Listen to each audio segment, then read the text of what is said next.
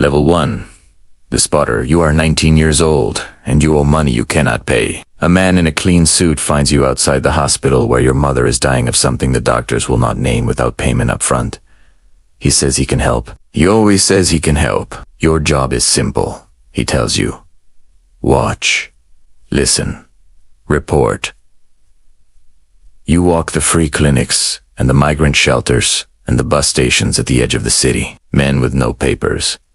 Women with no family. People who are hungry enough to sign anything. You do not ask what happens after you send the message. You tell yourself you're only a messenger. You tell yourself this every night before you sleep. And some nights, it even works. The first payment is more money than your mother's medicine costs for a year.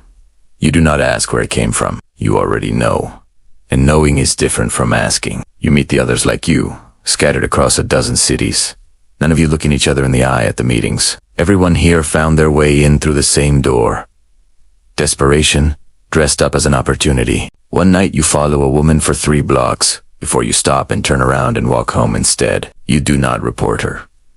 You tell yourself that means something. It does not change what happens to the next person you do report. You are 19 years old, and you have already learned the first rule of this world. The less you ask, the longer you last. Level 2.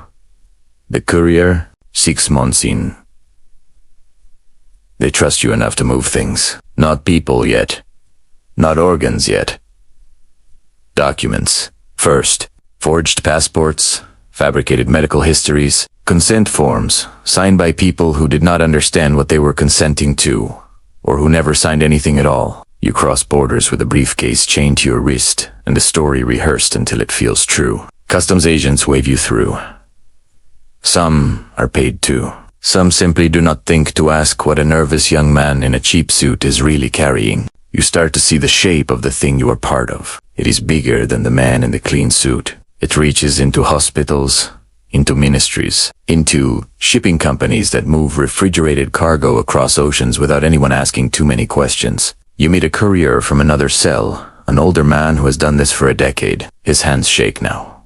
Always. Even when he is not carrying anything. He tells you it gets easier. He is lying, and you both know it. One trip, the briefcase is heavier than the others, packed in ice inside a medical cooler disguised as something else. You do not open it. You do not let yourself think about what 4 hours between a stranger's body and a stranger's need really means for the person on either end. You are 20 years old, and you have stopped calling home as often. Your mother is better now. You paid for that. You try to remember that math is supposed to make you feel less like this. Level 3. The fixer. They promote you because you are calm under pressure and because the fixer before you disappeared without explanation. And nobody asks what happened to him either. Your job now is people, not paper. You find the desperate ones directly. You sit across from a father who has not eaten properly in a week, and you explain, gently, reasonably, that 1 kidney is a small price for a child's school fees. You use the word donation. You never use the word sale, even though everyone in the room knows exactly what is happening. You get good at reading a room. You get good at knowing exactly how much hope a person is left to spend, and pricing accordingly. You meet the buyers now, too, on the other end of the chain. Wealthy families flown in from countries with long transplant waiting lists, countries with laws that exist mostly on paper. They never ask where the organ came from. You have learned that not asking is a skill the rich practice as fluently as the poor. Practice desperation. There is a night you cannot stop thinking about. A young man, maybe younger than you were when you started, wakes from the procedure disoriented, alone and short 1 kidney and the money he was promised. Because the syndicate above you decided he'd already been paid enough in opportunity. You are the one who has to tell him nothing more is coming. You watch something break behind his eyes that will never be repaired by any surgeon. You start drinking to sleep. You tell yourself it is temporary. Level 4. The handler 4 years in, and you no longer meet the donors face to face. That work is beneath you now. Or maybe you have simply become too valuable to risk on the ground. You manage a network of fixers instead. Men who do what you used to do. To people like the people you used to find. You tell yourself, the distance makes it different. It does not. It only makes it quieter. You learn the real machinery of the syndicate for the first time.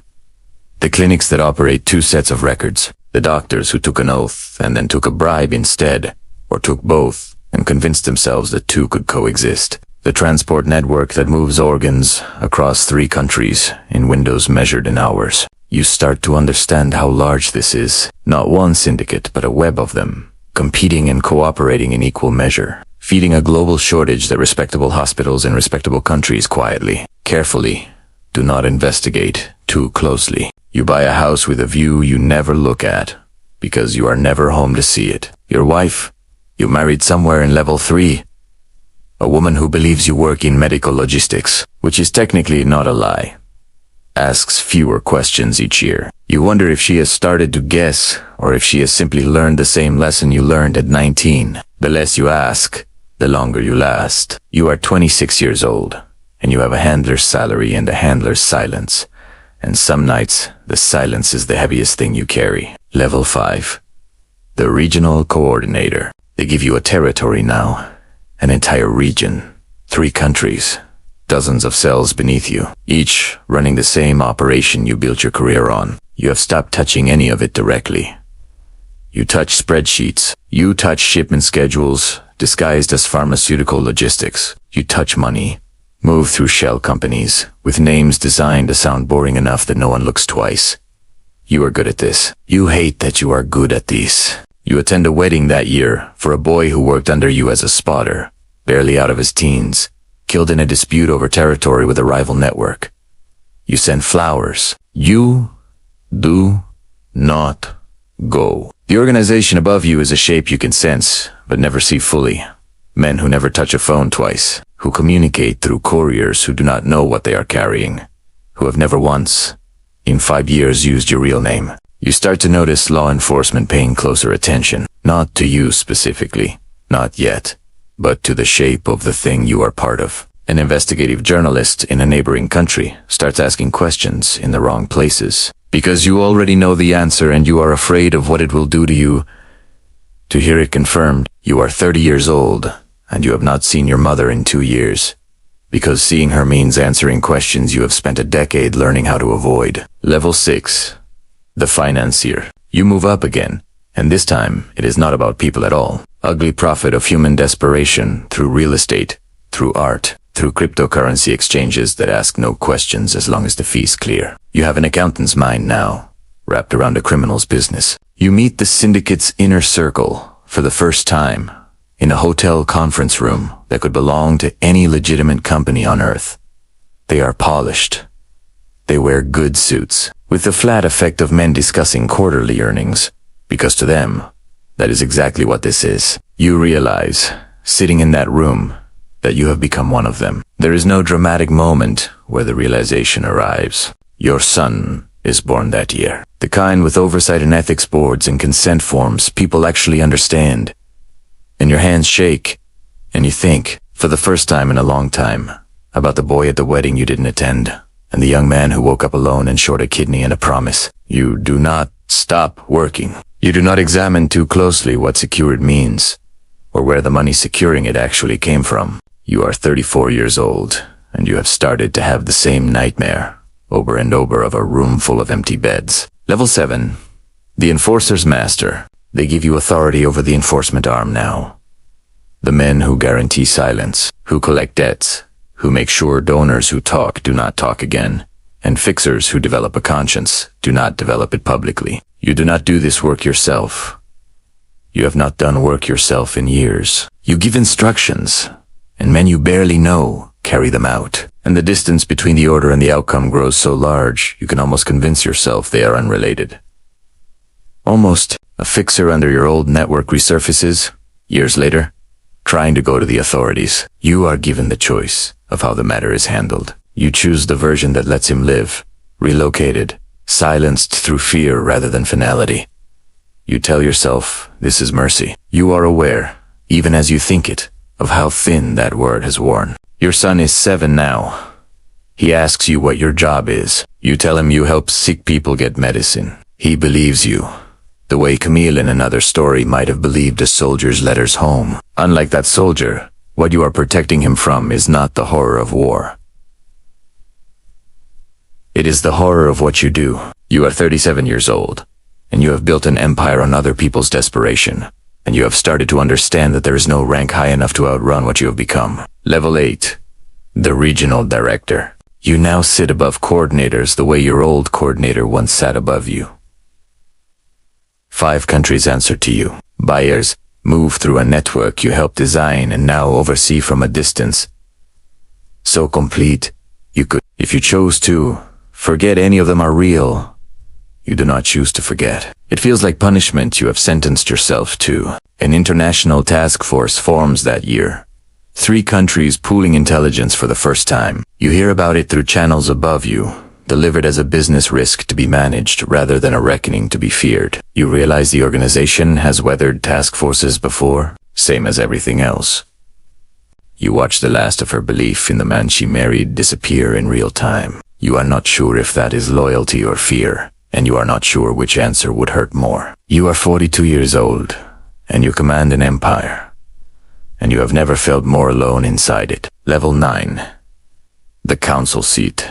They offer you a seat on the Syndicate's governing council, one of 9 people who decide policy for an operation spanning every continent. With a hospital and a black market and a waiting list too long for patients, you accept, because by now, refusing is not a door that opens twice, and because some smaller, quieter part of you still believes that closer to the center means further from the blood on the ground.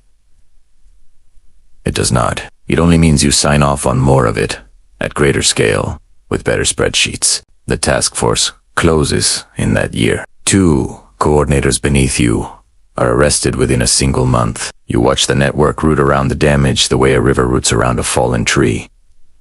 Barely slowing, absorbing the loss as a cost of doing business. You have built a machine that manufactures more of exactly what it needs to keep running, endlessly, using human beings as both the fuel and the product. Your son is 18 now. He wants nothing to do with the medical logistics company you offered him a place in. He has grown up watching his mother's silence and his father's absence, and has drawn conclusions. He leaves for university in another country and does not call often. You do not blame him. You are 46 years old, and you sit at the head of a table, deciding the fate of people you will never meet. And some nights, you cannot remember the name of the boy you were at 19, standing outside a hospital, telling yourself you were only a messenger. Level 10.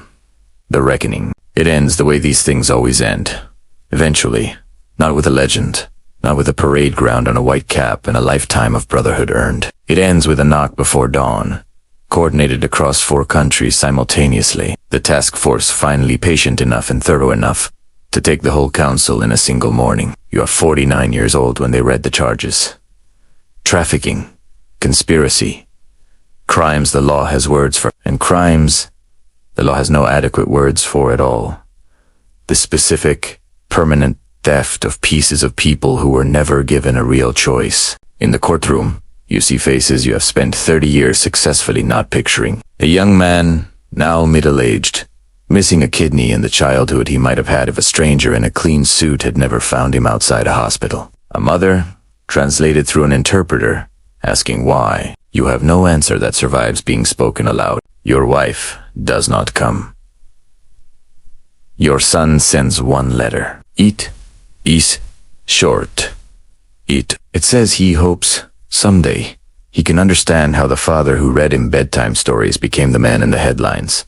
You do not have an answer for that either. You are not sure one exists. You think, in your cell at night, of every rank you climbed and every person each promotion was built on top of. The spotter who first walked those clinics, telling himself he was harmless. The courier who did not open the cooler. The fixer who found the words donation easier to live with than sale. Every version of yourself made the next version possible. 1 small surrender at a time, until there was no smaller surrender left. Only the whole terrible sum of them. Somewhere tonight, in a city you have never been to, a man in a clean suit is talking to a 19-year-old outside a hospital, telling him he can help.